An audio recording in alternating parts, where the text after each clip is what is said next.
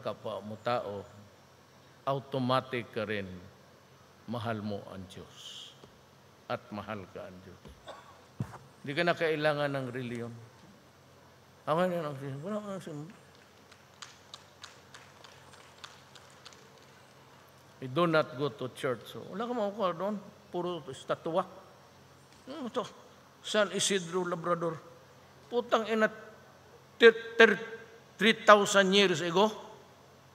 Tapos, papanulain mo, sino itong Isidro na itong Taddeo? Malay mo kung hindi yung kawatan. Tapos, gawain, ay, katoliko, may statwa ka, pwede sana kung statwa ng Diyos, sabi yung personification or a caricature of God.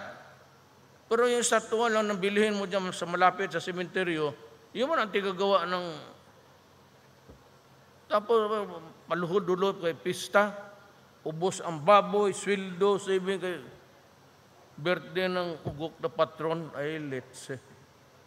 Yan ang kalukuhan ng Katoliko na hindi ko talaga maintindihan noon pa.